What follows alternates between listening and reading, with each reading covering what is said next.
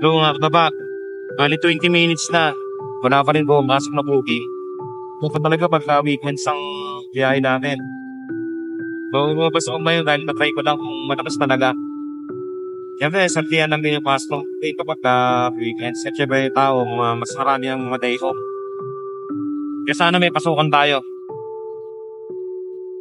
Good day mga kataba. Dito ako ngayon sa may bayanan ng Tinlupa. Bali, paglihintay ako ng gig.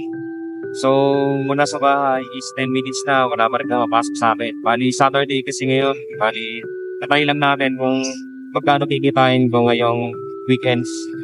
Ngayong Saturday. Salamat. Bali, almost 45 minutes na ako nag-aantay. Malis ako sa bahay ng 6:50.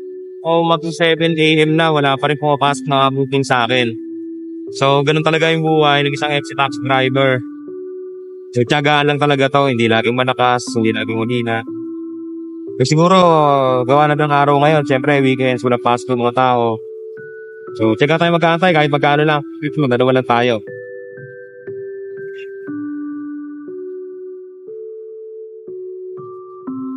Sound trip muna tayo habang wala pang booking. So, ganun talaga. Libang-libang lang sa sarili, di ba?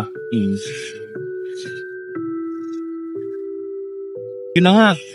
Kung oras na ako nag-aantay, wala pa rin pumapasok.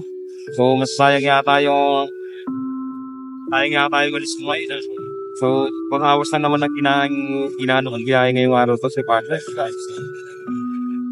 Ganun talaga. Pag may minupungas pa mga plano, kahit saan po, tanggapin kita. At dumating na nga sa point na 1 hour and a half na akong nag-aantay ng booking pero wala pa rin pumapasok. At ito na nga, napapakanta na nga lang ako dahil sa sobrang tumal ngayong araw na to.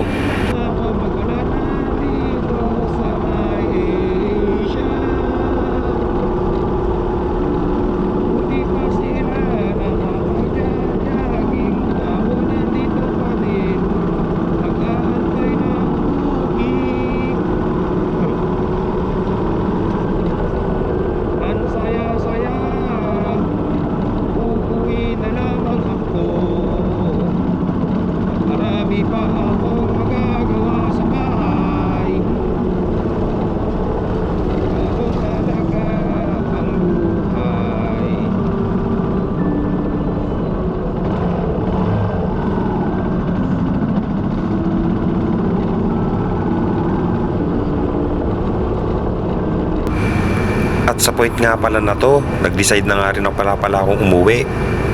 Dahil sa tumal at wala naman pumapasok na booking, sayang lamang ang oras ko sa pag-aantay. At ganun talaga ang buhay ng isang MC taxi driver na hindi laging malakas, minsan may mahina rin at minsan wala pa nga. Pero okay lang yon, ganun talaga ang buhay.